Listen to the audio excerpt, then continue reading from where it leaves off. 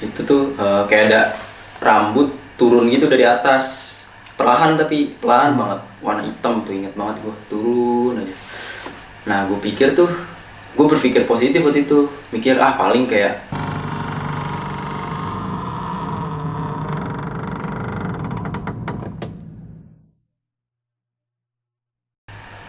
Assalamualaikum warahmatullahi wabarakatuh. Selamat malam. Halo teman-teman, selamat datang di segmen Om Mamat, obrolan malam Jumat.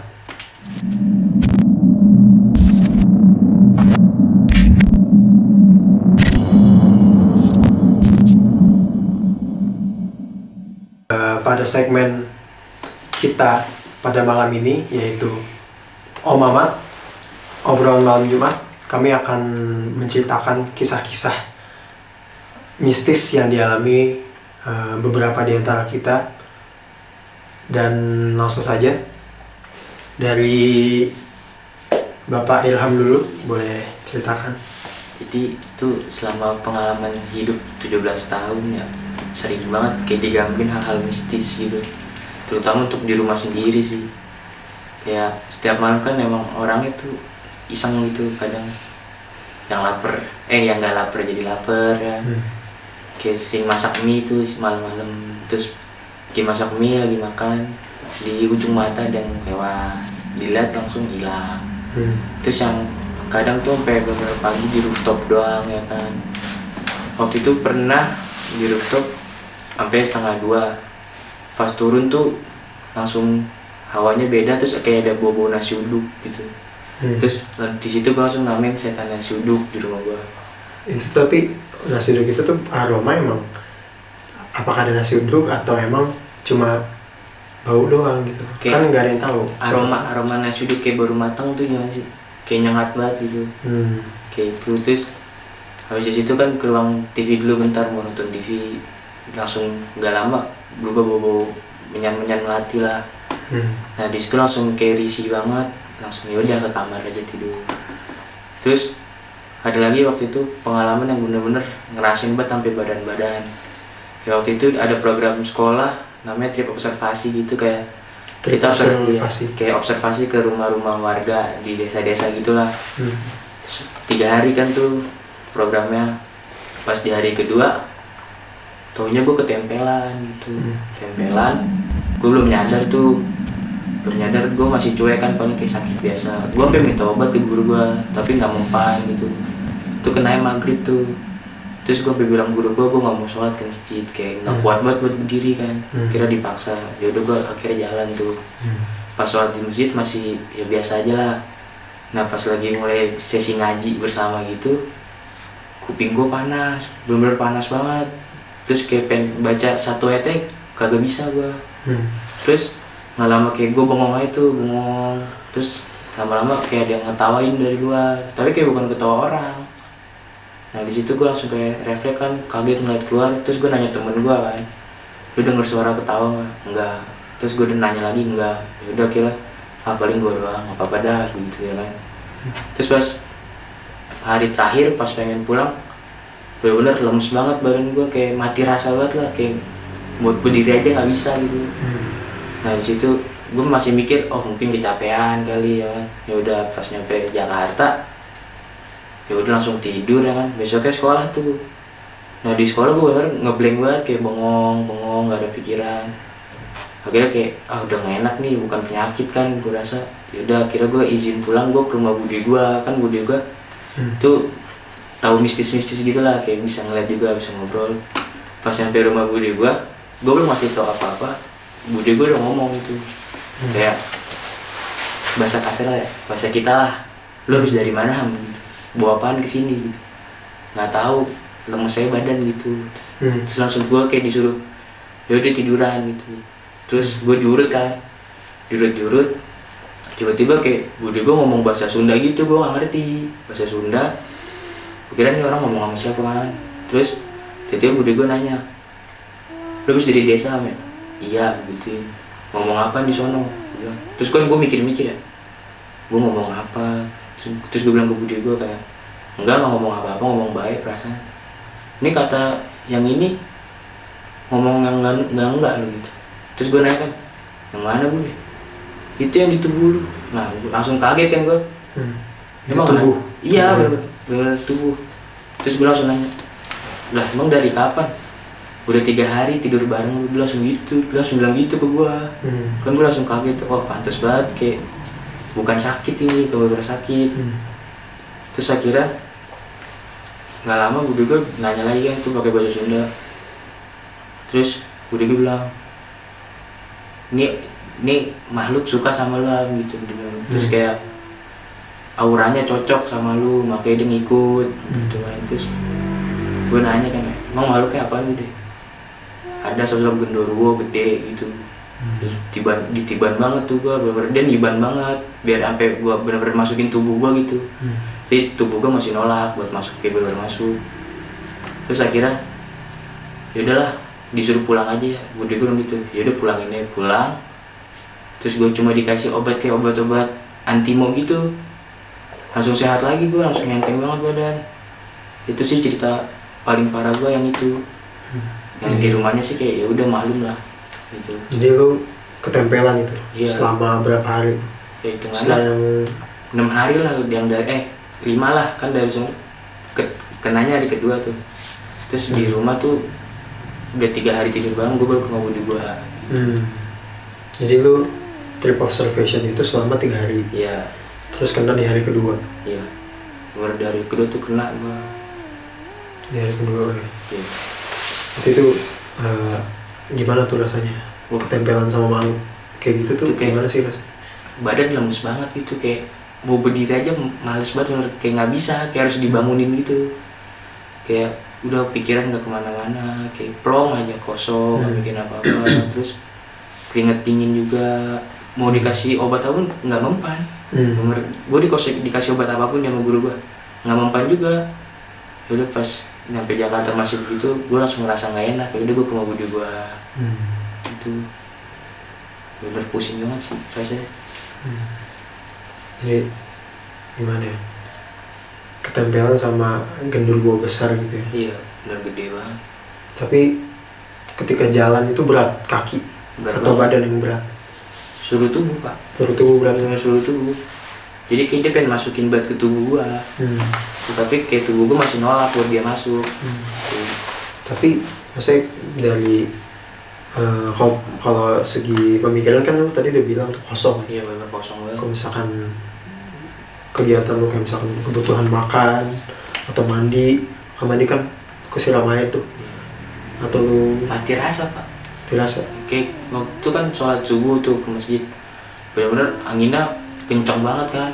Kayak orang teman-teman gue nih ke masjid pada pakai sweater, jaket itu. Gue cuma sarungan doang, celana pendek gitu. Jadi kayak badannya panas aja udah.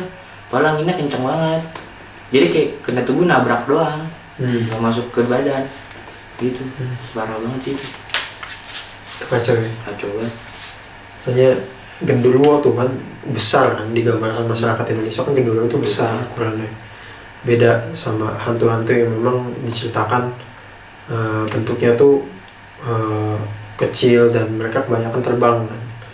Kayak contoh Tante Kay gitu ya, atau Pi gitu kan, pocong kan, mereka terbang. Dan ya kalau genderuwo itu kan jalan ya, digambarkan jalan ya sih, kayak di pohon gitu. Di pohon ya? Iya gede. Gitu lah. Terus kalau Bang Yuda ada cerita apa nih? Kalau dari gue ya, kalau dari gue tuh pengalaman gue tuh dari pas gue pas gue masih kelas 8, berarti gue SMP itu ya, SMP kelas 2. Itu gue lagi ada acara keluarga tuh, kayak model-model arisan gitu, tau kan arisan ya. Arisan tuh gue adainnya tuh di Puncak waktu itu. Tuh gue lupa hari apa, pokoknya gue di Puncak. Rame lah pokoknya, itu keluarga besar gue ikut semua. Dan terus tuh gue di sana tuh posisinya kan masih kayak bocah gitu kan, SMP. Iya, jadi tuh gue kalau gue tuh bukan ketempelan, bukan kayak dia. Jadi tuh gue dikasih lihat gitu. Itu posisinya kalau gue lihat tuh sore menjelang maghrib gitulah, jam 5-an gitu. Itu gue posisinya tuh gue sendiri di kamar, gue lagi main apa lupa tuh, main handphone apa main apa gitu. Tuh gue lagi sendiri, terus keluarga gue lagi pada di luar gitu kan, lagi pada asik-asikan main. Nah itu gue sendiri tuh, benar-benar sendiri di kamar, pintu gue tutup. Kan namanya puncak kan dingin kan kalau sore-sore gitu, dingin gimana gitu kan.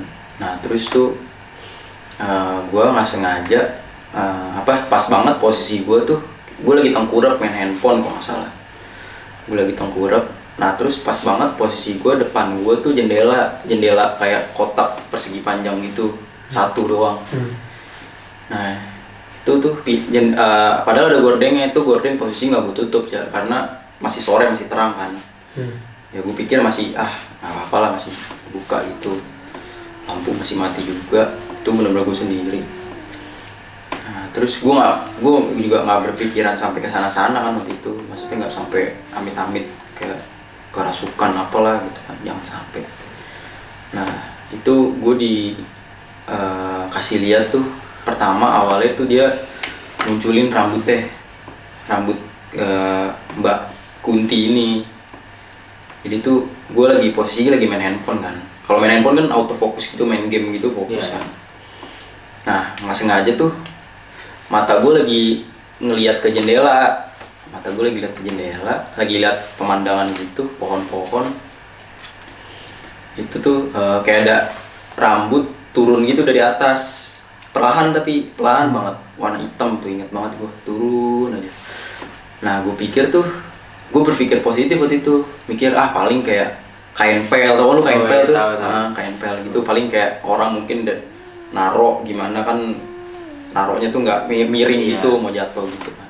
Gue mikir ke situ, gue mikir kan udah bodo amat lah gitu, gue hirauin tuh, gue lanjutin main HP lagi. Nah nggak lama, terus perasaan gue nggak enak kan, kayak gimana sih, nggak enak aja lah gitu, kayak panas gitu hawa gue. Nah terus gue lihat lagi tuh, penasaran kan, namanya masih bocah kan, belum ada pikiran mau lari dulu lah apa segala macam. Pas gue lihat rambut itu udah setengah gitu, udah panjang banget, udah setengah, bener-bener setengah. Tinggal kalau dia lanjutin tuh langsung pala. Itu gue nggak beres kan.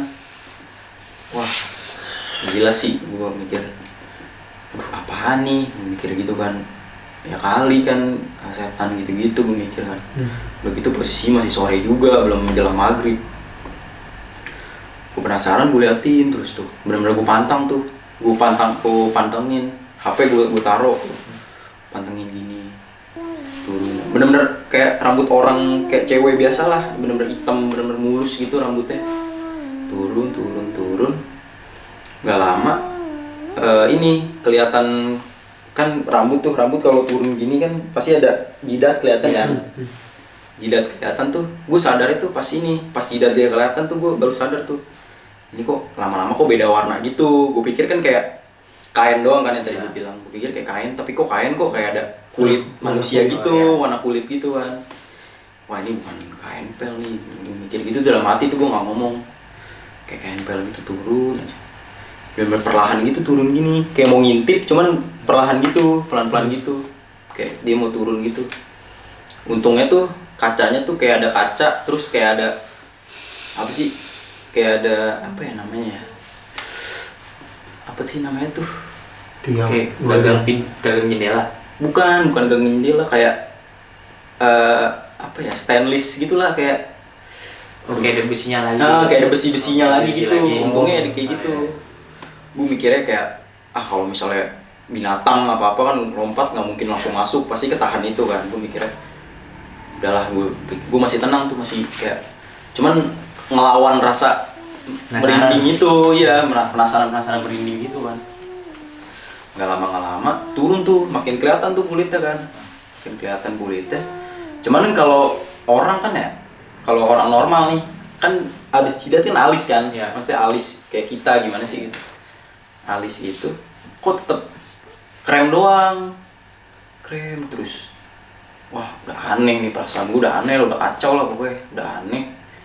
Cuman tuh gue mau kabur tuh kayak berat gitu, kayak ditahan gitu, ngerti gak sih lo? Ya, kayak mau berdiri tapi kayak mager gimana sih? Iya, Kayak gitulah. Kok kayak gimana ya? Kayak ditahan gitu sama dia. Gak lama turun terus. Udah tuh. Di situ gue kaget banget sih. Itu pertama kali gue ngeliat namanya muka tuh gue ditampakin bener-bener. Pas turun mukanya tuh ini kayak rata gitu, bener-bener krem semua. Turun gue langsung wah itu sadarnya gue teriak, gue nangis, lari. Itu baru bisa lari tuh gue pas dia bener-bener nongolin gini. Wah anjay, bener-bener langsung lari, buka pintu. Wah udah tuh, itu sih pengalaman paling itu. Terus ada cerita satu lagi itu pengalaman gak bisa gue lupain tuh, masih kecil. Jadi, kan kelas 2. Itu posisinya mata batin lu dibuka gitu? Enggak, gue nggak. Pokoknya tuh gue posisinya masih kecil, masih kelas 2 SMP kan, namanya bocah kan pasti ada aja lah gitu kan yang dikasih lihat gitu. Gue nggak pernah, gue jujur gue nggak pernah berani mau buka mata batin, gue nggak pernah berani. Iya, ya gitu sih. Pokoknya ya gitu. Pokoknya dia turun perlahan tuh, terus nggak lama-lama pas jurusan muka dia nggak turun lagi. Jadi kayak nongolin muka gitu doang, kayak ngintip gue lagi ngapain, kayak gitu. Terus itu gue langsung lari buka pintu, ngibrit seadanya itu. Itu tuh gue dari situ malamnya gue nggak berani tidur di situ. Udah langsung pindah rame-rame tidur sama saudara-saudara gue. Maksudnya tuh bayangin aja gitu, kalian Iya. lagi liburan sama keluarga kalian, Main HP di kamar. nggak ada pemikiran untuk kesana, nggak ada pikiran serem atau sedih. Di situ kalian full bahagia sama keluarga, dan ada sesuatu hal di malam hari yang bikin kalian tuh Janggal. iya, bikin kalian tuh kepikiran sampai sekarang gitu. Iya, itu nggak bisa gue lupain sih, sumpah.